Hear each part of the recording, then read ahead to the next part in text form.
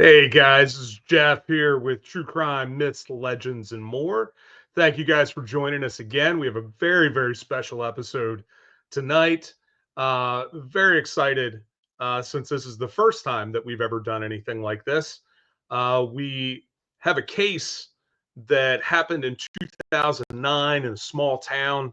There was a girl that disappeared, and in that town, the military was doing all they could to help out and to figure out who had committed this crime, only to find out that later on they would discover that it was actually one of the highest ranking military officials was involved in this case. And so tonight, we have a very special guest that has chosen to remain anonymous for many different reasons, and we are going to talk about the story and how that happened and the experiences around that. And I am super excited to be able to talk and to discuss this and kind of get some of the inner workings, which is always what fascinates me about a lot of these cases. So without further ado, let's bring on Astra here. Hello. Hello, how are you? Good. Jeff, I want to thank you very much for having me on your show, and I'd like to congratulate you on the release of your book and your game. Absolutely, man. I appreciate it so much. It's been it has certainly been a wild ride, one that I wouldn't have expected, but it's been great. And we just continue to further that. There's so much out there that people don't even realize, and how that affects the culture around us and the towns and the people is enormous. And so I think that really looking at that and seeing it for what it is, and maybe being able to save other people from some of that is really important. So that is really what we're all about. So yeah, tell us your experiences. Well, let me first ask you a question here. We're looking at the current news right now. What do you know about the country of Canada? Uh, it's just right now, there's a lot about Canada, especially in the news here in the States. All kinds of crazy things going on right now politically, and lots of strange talk. And it's been a wild last 8 years or so. Yes, it has. Do you know the history of the Canadian soldier and what happens when a war breaks out? No. Are we allowed to swear on this show? Yes, absolutely. They lose their shit. Like Wolverine. Like our flag should realistically just be Wolverine's claws coming out. And like, because when we or someone close to us are attacked, we do this immediate about turn. You think of Canadians as the peaceful, beer swelling, okie dokie, we like you guys. They fuck shit up. During World War One, it was the one of the most brutal enemies of the Germans and the French were Canadians, to Wow. the point where they were pulling them back saying, you cannot kill prisoners of war. And it's just this thing that's inside of us. It could be that survival instinct that comes in when you are, you come from an area where survival is not guaranteed. In Canada, Yeah. for the longest time, we had to live off the land, and there was no guarantee that we could have the land of prosperity that the United States had during its golden years. We are dedicated to service. We help those around us. And when 9/11 happened, you better believe the claws came out. And we executed our biggest war since the Second World War for the United States. We tested our mental and physical limits beyond reproach, and we would do it again happily for you guys. Like, we love our relationship with the United States. We hope that once somebody decides to, do away with your leader and put a new guy in place, or someone who will, I don't know, follow the law, that things will be a lot happier. But for now, we still got your back, and we know that for the most part, you Americans, you have our back better than anybody else. So, how would you like to hear a story about one time where a Canadian did not have everyone else's back? Absolutely. Okay, so let's time travel back to the year 2009. War is brewing or moving really fast. You have people moving in and out of a place called CFB Trenton, which is in southeastern Ontario, which is just above New York State. And all the traffic that comes in from foreign countries during the war, so Afghanistan, all those places, if they're coming back, they're coming to Trenton. If you die in the war, your body is repatriated by landing in Trenton. And this was going on for about 5 years at this point in time, where when a body is brought back, we have rows of people just blocking the streets, just witnessing the return of a brave soldier, right? And we remember the names of every single one that died in the Afghan war. We also provided the largest service component of the war, and that was this constant shuttling out of supplies, food, tents, provisions, anything we could get our hands on. We flew out of Trenton. So during that, this was salad days for the base, Trenton, and the community surrounding it. They were putting in $1.3 billion of infrastructure into strengthening the size of the base to make it bigger, more effective, about as modern as any organization could ever get. And in order to lead that, you need to put qualified people in charge. So what they would do is they have this big, extensive list of how they decide who becomes a major and who becomes a colonel and who gets the responsibility of taking over things. And they go by education. They go by service. The one flaw in the mix, of course, is that they don't ask for a psych report, or they didn't at the time. They also don't ask for much background on you. It's your schooling and how well you do in a job interview, more or less. Wow. Now, in your experience, who usually gets the good job at the interview? Usually people that are usually pretty aggressive and go-getters, people that are very confident, that can say that they can do a whole lot. Whether they can actually do that are two different things. Well, then let's introduce you to the ultimate go-getter, Russell Sovka Williams. This guy was a pilot. He was born in England, flew to moved to Canada, was raised by a Canadian stepfather, joined the Air Force to defy his family. And you hang around with a lot of veterans, a lot of Air Force folks. Yeah, I have. Okay, he's the kind of guy that would jerk off to Top Gun. Yeah. Yeah, like the faster that airplane went, the harder he would rub, I imagine. I'm speculating on this one here. This is a fact I don't know. I'm just guessing. Anyway, he swarms his way into our community as the leader of the base, and he's shaking hands with everybody. He's handling the Olympic torch to show how we lead the way. Now, everyone around kind of has this weird feeling about him. He comes into my office one day with his warrant officer. And my office is a very big one. I got about 30 people working in there, a lot of machinery, and we're prepping for some maneuver. I am in charge of the shop at this point in time as the officer in charge of the whole department. He wants to he's walking around, he's shaking people's hands, he shakes my hand, and I kid you not, I feel like the lightning of Satan fly through his fingers and through my hands. It was like in The Dead Zone when Johnny Smith meets Greg Stilson and realizes this guy is going to blow up the world. I knew this guy is going to do something bad. And I figured it was just going to be fuck up in the war, crash an airplane, or freak out on people and then we fire him or something like that.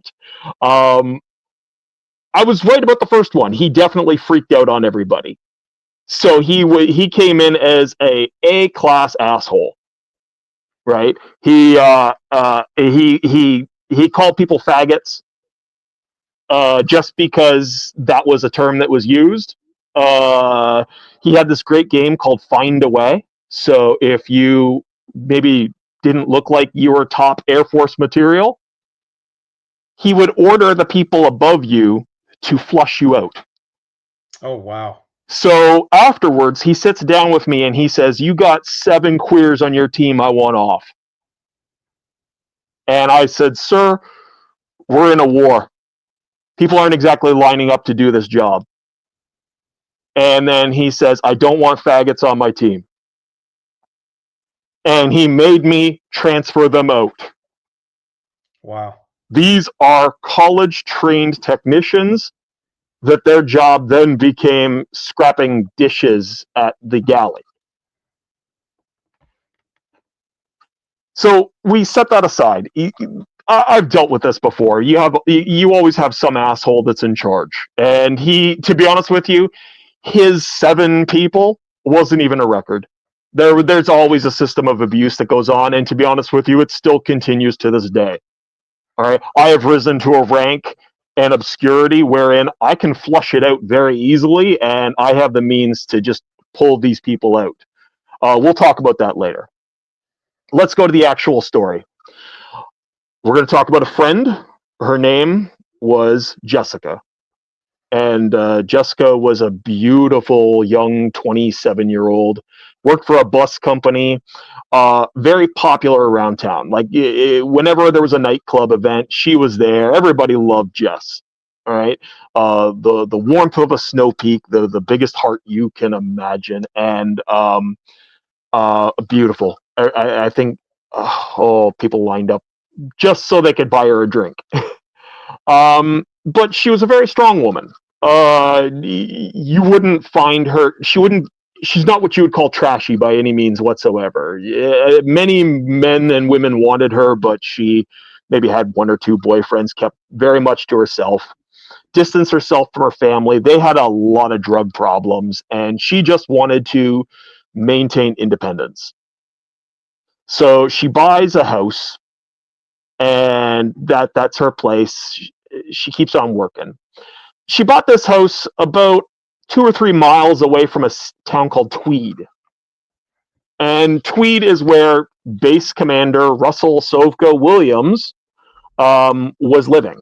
He had owned a house there and chose to live there instead of staying at the base commander's house on the base, which was turning into a shithole fast. And so that would result in this like 45-minute drive in and out every day. And so he was getting up sometimes as early as 4 a.m. just to go to work, and he would jog like everyone else does. What we didn't know at the time was he was using this as an excuse to scout locations wherein after work he would break into the houses because he had some fixation about breaking into houses. And so he would break into houses mostly where there were attractive women living there. He would break into their rooms. He would steal their underwear.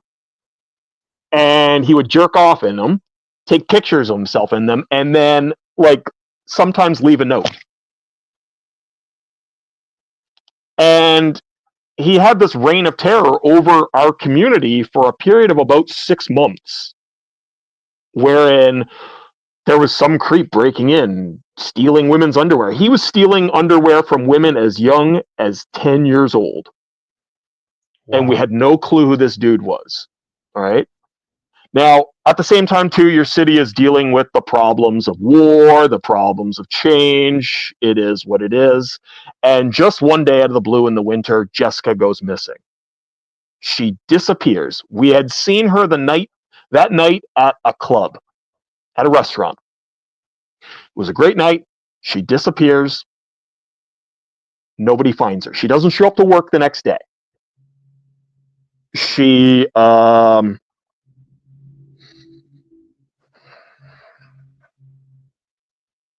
moment. I'm sorry, this is a lot.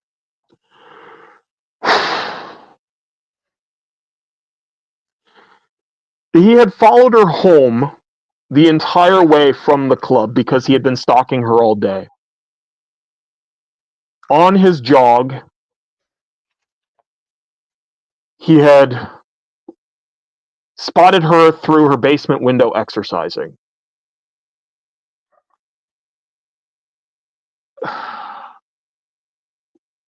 She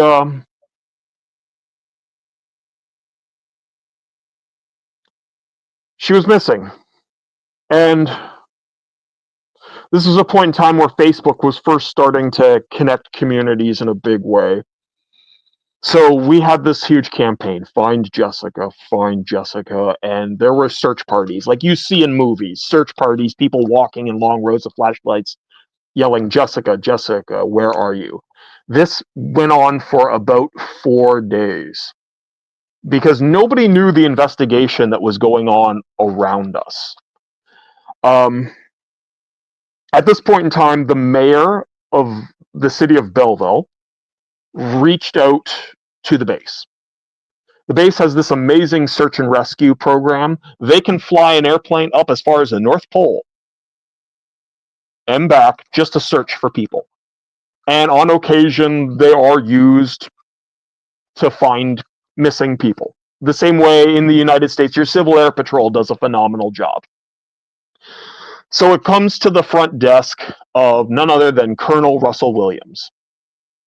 Will you help find this missing girl? And he says, without any hesitation, it's saddening to hear that a girl like that would go missing. Of course, let's give you the resources you need. And he ordered 2 helicopters to patrol, fly around the area to help search for the missing girl.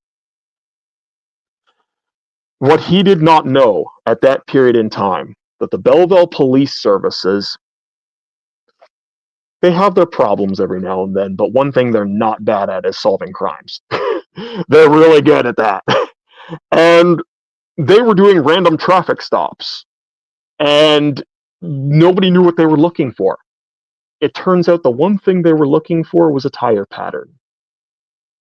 Because this son of a bitch was so vain that he bought the dumbest fucking navigator that you could think of just to show off the size of his dick, right?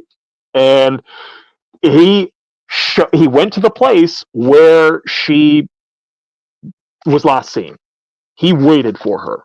He followed her home all the way. And then he kidnapped, he raped her, and he murdered her.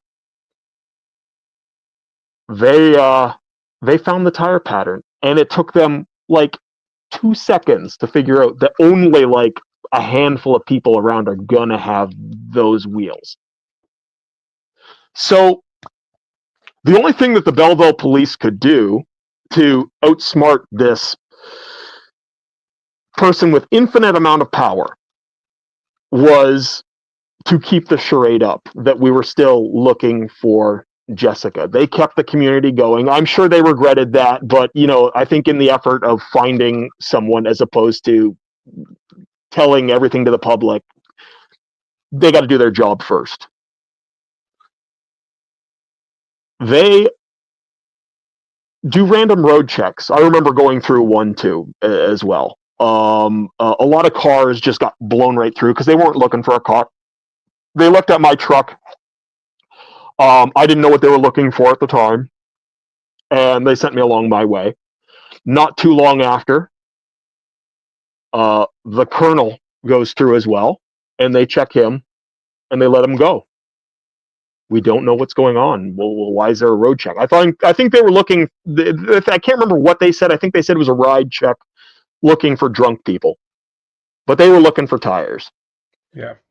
And they were very fortunate that very quickly they caught the world's stupidest colonel,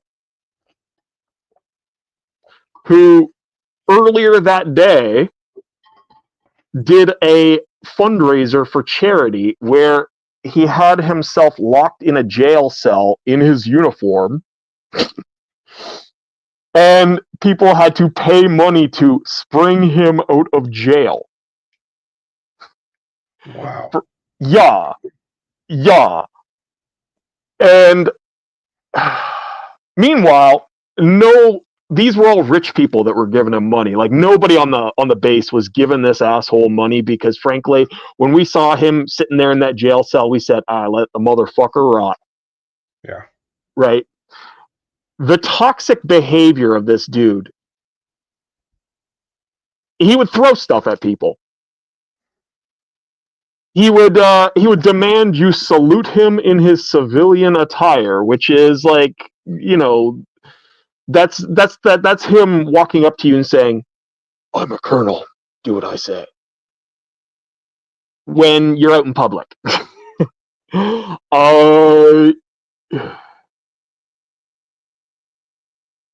He was hosting big, like, fancy mess dinners for the community, where he's talking about all the great things that we are doing to support the war effort to end terror.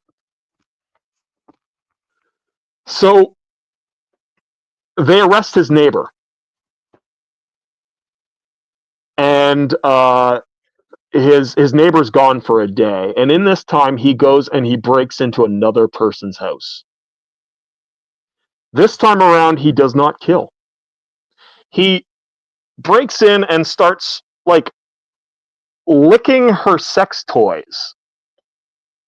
Yeah, and, like, leaving them, like, in weird shapes and everything. And then she walks into the house at some point in time, and there's a note on her computer, and it simply says, "I really enjoyed playing with your toys. I'm going to play with you next."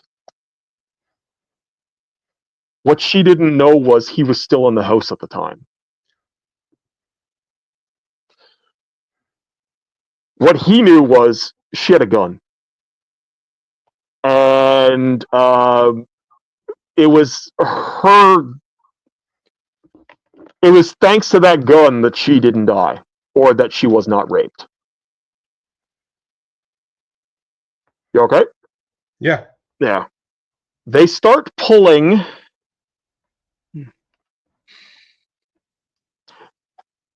The police start revealing their cards. Ottawa gets a hold of things. And they get a hold of Colonel Williams, and they say, "Sir, we need you to come down here. We got some information. It's with regards to your neighbor." And he does the drive all the way down there. They use this very slow tactic of wearing him down in the interrogation, which you can see online. It's some have questioned whether or not it was ethical or not, because they're saying certain things that maybe they shouldn't be saying. But their whole tactic was to stall him long enough to check his boots that were sitting outside the door, and to confirm that his navigator's tires were, in fact, the ones that at the scene of the crime. They matched that in under an hour.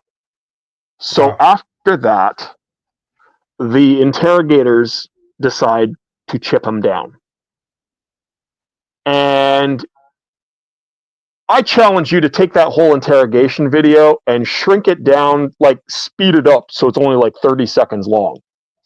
You can watch in 30 seconds the world's most fiery asshole on the planet, the biggest monster scumbag, immediately drop down to nothing. Before he walked into that room, he had the power of an entire city at his hands. And on the way out, he was in handcuffs. And the only thing that he said before he confessed was, I got two concerns: how this is going to affect my wife and how this is going to affect the Canadian Forces. And then he followed it up with the phrase, got a map. Got a map. And he walked them to where her dead body was, wrapped in a carpet. And the only reason he killed her was because she saw his face. You would think this would be the beginning or the ending of things. The question of what did it do to our community? We became the circus for a year.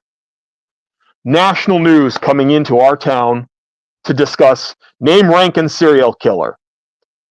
The Russell Williams story. They made TV movies, and everybody who you could think of sold their dirtbag story to Frontline, NBC News. What you expect when a crime like this happens. But what it did was it actually ended up peeling back a lot of pus about the toxicity that existed within the Canadian Forces. We found out later on, not only did he kill Jessica, but 6 months earlier, he had broken into the home of a subordinate member, a corporal, a flight attendant on an airplane he was flying, and he raped her and murdered her. One of his own. Right? Later on, once he was all put away,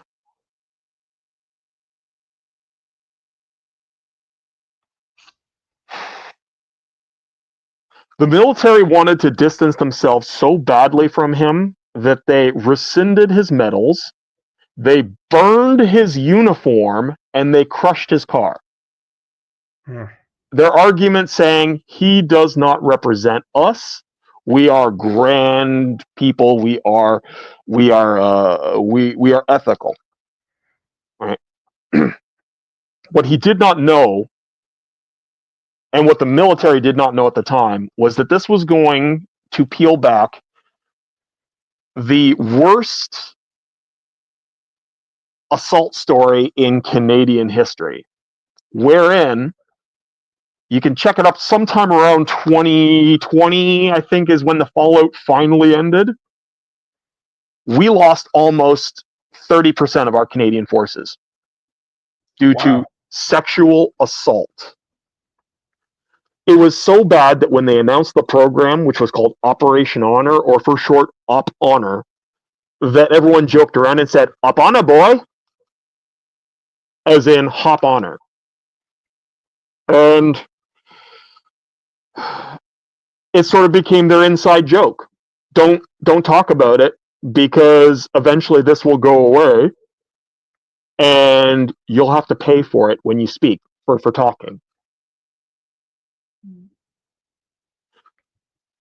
Russell Williams, although as horrible a monster as he is, was the man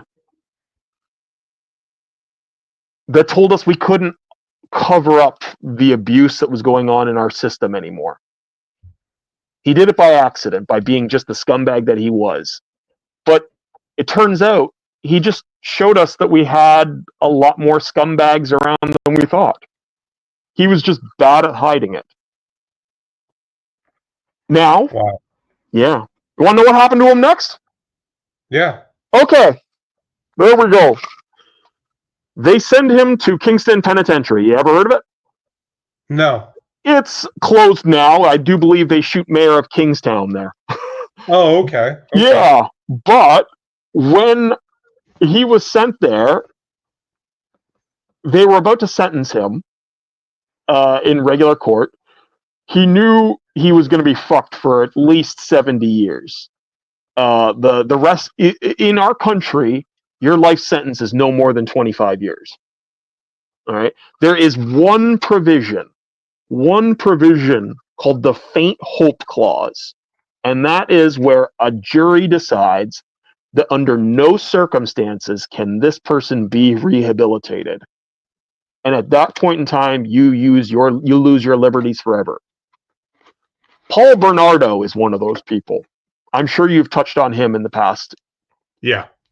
Yeah. Funny story. Russ Williams went to high school with him. Oh, wow. Yeah. Yeah. There's no indication whether or not they knew each other, but I would say that guidance counselor probably should lose their job, or we should not Yeah. take their example. Wow. Yeah. Russell tried to hang himself in his prison cell. He writes a message in mustard because it's the only thing they'll give him, and then he jams a toilet paper tube down his throat to suffocate himself. Wow. And just before he was about to expire, some poor son of a gun had to come in and rescue him. All right. I interviewed that man later and I said, "What was it like rescuing the devil?" And he said, "I drink every day because of it." Mm. Russell Williams is now in another place and will never come out again. He will never come to our community again. And that's the end of him. Not an interesting story. It's more of a shocking one, but Yeah. Wow. Yeah, I can only imagine that that person that had to go in there and, ultimately save his life, the just the constant uh doubts, why, I should have just let him die, uh that would be really, really difficult to deal with for the rest of your life. he's gotten over it since. It took about 10 years. Um, and I made it a point to stay as close as possible to people involved in the situation. So I guess our aftermath, the family sued Russell's family, trying to get their pension. Um, I don't know if that worked or not. Um, the the base that he works at is now deteriorating into nothing. Now that the war is over, it's not doing well. And the Canadian Forces rests in one of the worst death spirals in history as a result of not only his actions, but though that 30% that was wiped out in we'll call it the Me Too era. Yeah. Yeah, 30% of our forces got Me Too'd to the point where they said, no, you cannot serve your country as the country that pulls out our knives when we go to war. You are too violent and you are too sick to work for us. Wow. We can't get people. I will put it this way: if you guys did try to attack us, it wouldn't be a long fight. You guys would probably occupy us within weeks. Wow. We are not prepared because of one man and the toxicity he left behind. All right. Yeah. It's crazy because, uh we have faced very similar things. This idea of this male-dominated culture that can take whatever it wants and faces no repercussions has been, really devastating to us too, because for so long that is the way that it always was. And I'm I'm glad that there has been some revelation in that area, that things have changed, and that because it's needed to happen for a long time, that change has had to come, and we're nowhere near there yet, I, but at least it's being exposed, and people are seeing it for what it is, I and credit so people like you. I credit people like you for helping expose this and talking about it. yeah, it's an important topic because it really it affects all of us, and it leaves lasting implications for everybody, and it really it pulls down an entire culture of people, and you guys have shown that. It makes it really difficult because of the choices of some and the abuses that they do. It's sad. Well, going forward, I think that if you look at the Canadian side of things, I think the Canadian side could stand to work the same way the Americans do, and that is, um, we should not be following unlawful orders. Yeah. I have been assured that if Donald Trump picks up a phone and says nuke Canada tomorrow, that the general on the other end will say, no, I won't, because that is an unlawful order. Yeah. And I thank goodness that your military, aside from odd controversy here and there, has that amazing restraint and discipline to operate itself. I know that they don't always think like a proper American, and sometimes I've seen a lot of Navy men say some things where I'm like, dude, get out of your country. But you guys are just a phenomenally well built machine of, and you're a lot more respectful than people give you credit for. The I did not hear thank you for your service until I came down and visited an American base. Right? And so I am forever grateful for you guys. I hope that us Canadians learn to extol the best values of the American military to take us into the next half of the 21st century. Yeah. Yeah. I think the thing that is that's always interesting to me is that a lot of these things, a lot of these values, a lot of these ideas have been passed down so much throughout history, and it affects us in ways that we don't even understand, and the way that we interact with other people, and even those of us that think that maybe we have done better, uh, often have to keep up constant work because it is still there. There is a systemic end of that we all fall prey to, and it is that constant vigilance in keeping up and doing that that we're not always successful with, and so it's very difficult. I had a I had a wonderful uncle that served as um, a military member for a very long time. If you ever heard of something called the FLQ in the October Crisis, No. it was a homegrown terrorist attack in the 1960s, in the means to liberate Quebec in order to make it its own country. And they kidnapped foreign diplomats, and one was actually killed.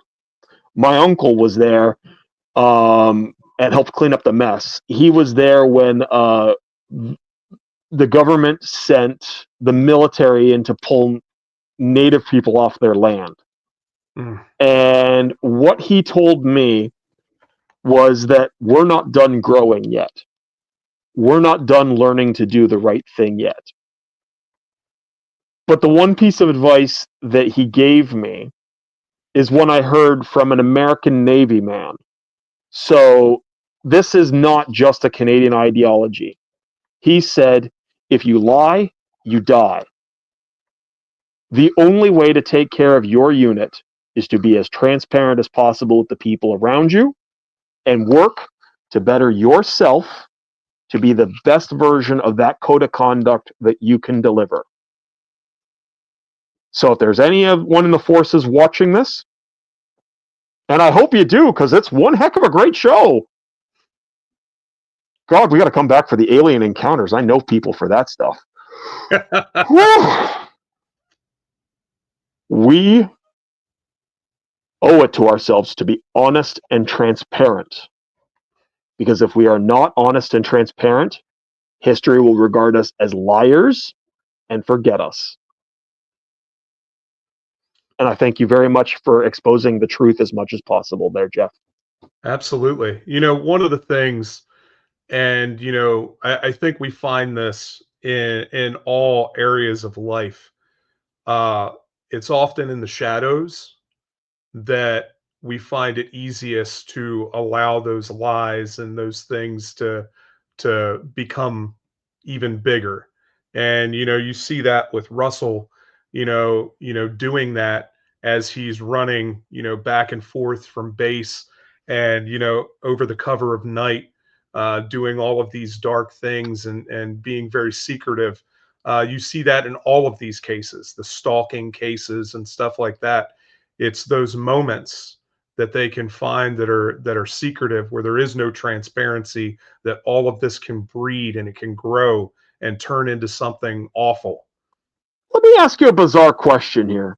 This is something that has bothered me for years about serial killers, because I mean, aside from watching Criminal Minds and that kind of stuff, I don't I don't watch a lot of true crime like my family does.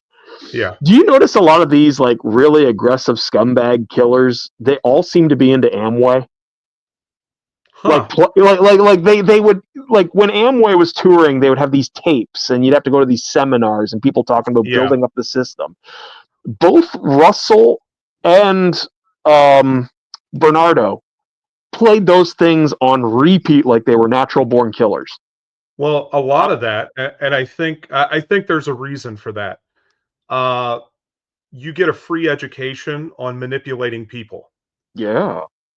And so it is really important for them, as a way to become more charismatic and to be able to garner people and learn how to make people comfortable. You also see people that are really involved in sales positions end up doing things like that because they get an education on how to put someone at ease, so that they can get what they want or make whatever money they want. But ultimately, they end up using that to lower people's defenses so that they can get what they're looking for. Oh God, that sounds like so many bosses I know. Yeah. Yeah. We let's before we you're the host and everything, but I realize I'm looking at the title here and I don't think I actually hit the nerve there on working for a monster. Should we? I mean, just Yeah. in case we need to go back and insert this. Um, uh, uh, the question of whether or not you know I did I was I surprised when Russell Williams was revealed as the killer? My answer was absolutely not. You know that thing where they say he was such a quiet neighbor who kept very much to himself? Yeah. Everybody around us, when it was revealed that he was the killer, that he murdered Jessica and Marie, our responses were, saw that coming. Because his aggression reached a point in time where he would ream you out, but he wasn't one of those guys like in the early 90s that would hit you. Never there. He would always come just shy of that. If you were playing hockey with him during mandated PT, if he doesn't like how things were going, he would smash his stick up against the board and get off the ice and scream and scream and scream. But he wouldn't hit you. Hmm. And he wouldn't grab you like we've had bosses in the past who would grab you by the neck, pull you in like this, like that. This was their sort of like struggle for dominating power, and this was mostly guys from the 90s. The 2000s generals were mostly just drunks, and colonels, they were mostly drunks. But they none of them had that scumbag appeal that Russell Williams had. So the answer, yeah, the man was a monster to work with, and he was a monster in real life. We had another interesting incident where, believe it or not, we had another base commander get arrested recently at the same base, if you can believe that. Hmm. This guy here was just as simple as He was an idiot who was out fishing with guns. And everyone was sitting there freaking out about how this guy is the biggest idiot. He's a disgrace to the military. And I said, dude, after the last guy, we had to be giving this guy the key to the city. Because his problem was just stupidity, right? Stupidity we can forgive because that's to a certain degree, right? We're on our way to getting rid of these monsters that grab power the way they do in the Canadian military. The commander in charge of all of us is a great commander. She like if you told me she was responsible for something like this, I would say never in a million years. No, it didn't happen. Even if you put proof in front of me, I won't believe it. I do believe we are on a path to salvation. I do believe we are on a path to better practices, but we got to be vigilant. We got to be responsible. And to be honest with you, we need to Me Too ourselves more often.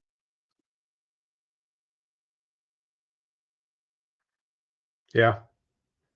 It's a good check and balance. Hey, just look in the mirror every now and then and say, I will not sexually assault anybody today. Yeah. I know that sounds a little silly.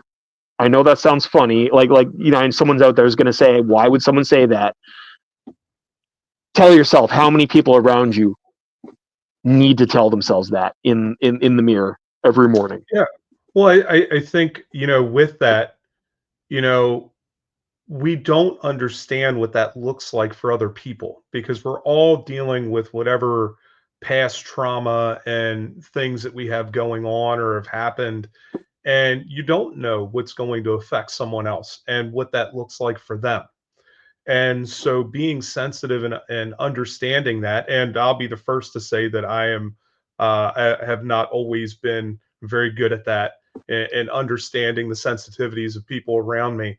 But it is a good practice to have because we don't truly know what anyone else is going through. No, we And, don't. what kind of damage are we continuing to perpetuate for them is really the real question because we have no idea. And it could be somebody that, we've known for years that, has struggled through some things that we just don't know. Uh, but it's a difficult thing. And, self-reflection is important. We have this great sign up at the office, and I do believe it was stolen from a Toxic Avenger set. And it's just the rules of working on the set that day: safety to people, safety to belongings, and then in much smaller words, make a good movie. We put a piece of tape over the make a good movie and said, do a perfect job. So that way we show that the safety to the people around us, the safety to the equipment around us is way more important than the overall quality of the work.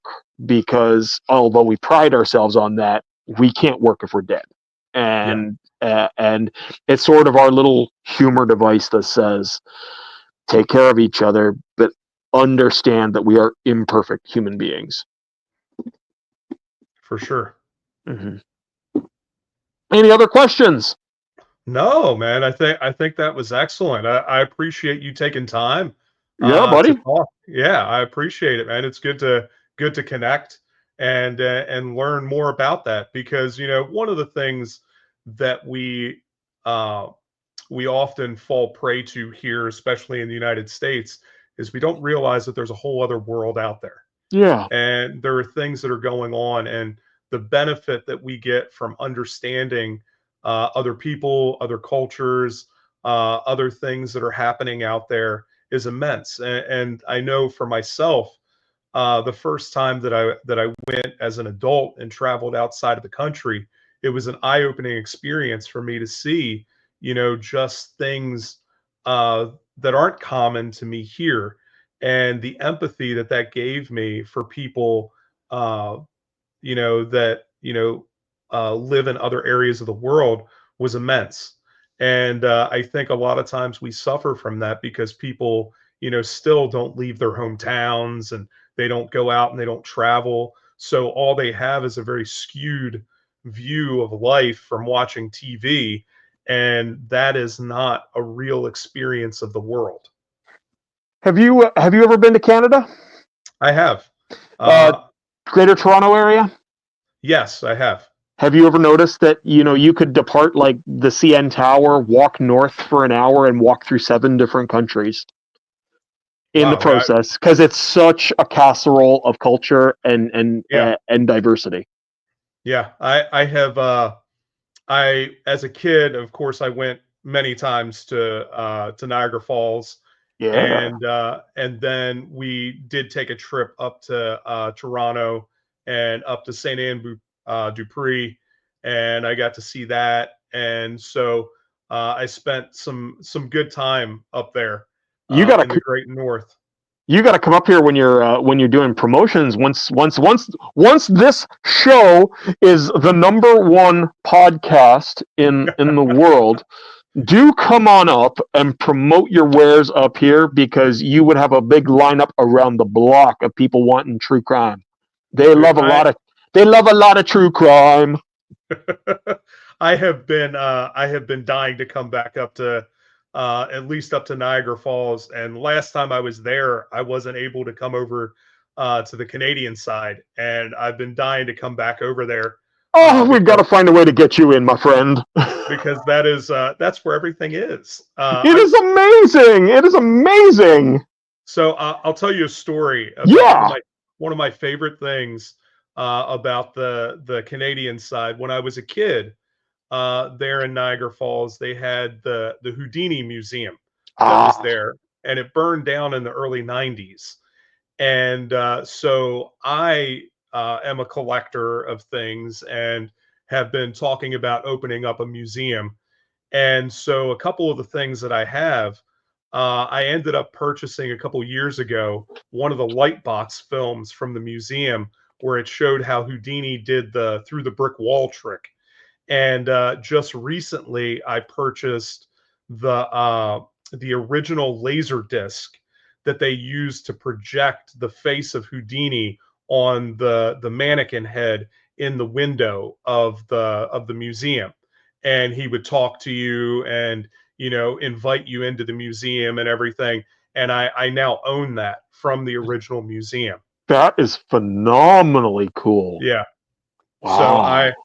I remember that as a kid going up there and just being enamored by the head of Houdini talking to me and loving that museum. So I have some great memories from Canada. Well, Niagara Falls, both sides of that, both sides of those falls have become this. They're going through an amazing renaissance, Yeah, wherein they're getting rid. Like, you're going to see Marineland go out of business soon. Thank God. But what you're seeing in its place is sort of like the Cirque du Soleil equivalent of getting rid of elephants, in yeah, it, which thankfully we have done. There are so many different experiences on both sides of those falls, especially around Halloween. Oh, Halloween, you could live there for a week. And we are having this great cross back and forth with celebrities, wherein in the BC film industry, you can get anybody you want to be in your movie, and they'll come in and you say the pay is shit because we pay in Canadian, and their response is I don't care. We want to work with Canadians. We want to hang around Canada. We want to smoke weed. We want to we want to openly be gay and all that kind of stuff. And they're very happy coming up here. I have been told on many occasions, we come up for the film credits, but you could have charged more because your customer service is so amazing. But we have this great stance of standing up for what's right as well. And I see that in so many great U.S. Communities, and I I've made friends with so many Americans over the years that are dear to my heart. And I learned to love their communities as well. As far as I'm concerned, although we will never be your 51st state and you will never be our whatever province, we hope one day to be a great union of nations again. And to let you know that in the event that a non-leadership started war were to happen, we'd probably line up and help you again. Appreciate that. Yeah. I have always loved coming up there and just the open arms that you guys have for us. Your open arms, your open arms. Every time I come in, I get a big hug from an American. A big friggin' hug from American. And you guys, I mean, you smell kind of. The Americans have a smell, which I mean, don't get me wrong. It's not that I don't hate it. It's just you sit there and you're like, you're different. Like it's weird, but when you guys come in, you wrap around me. Thank you for your service and all that kind of stuff. I feel like I have died and gone to Minnesota. You know. Oh, It's almost as cold there. I love it there. I love it there. Oh, Minnesota. Yeah. All right. Well, thank you so much for everything. I Yeah. appreciate it and telling your story. And we will definitely talk again soon. Yeah. All right. Thank you so much. Have All right, guys. Thank you for joining us for this very, very special episode. Make sure that you comment and subscribe and check it out, share it out there with all of your friends, and get it out there because it is always important to talk about stuff like this. Uh, Appreciate all of our people from the Great North and everything that is happening there, despite all of our crazy things, political things that are going on. We appreciate each and every one of you. So thank you guys so much, and we look forward to seeing you here. Remember, next week we will be live talking about this episode and doing a recap. So make sure you join in for that and come on and talk with both me and Mary and Sherry and whoever else joins us. But thank you guys so much. We appreciate you. And I will see you again for another episode of True Crime Myths, Legends, and More.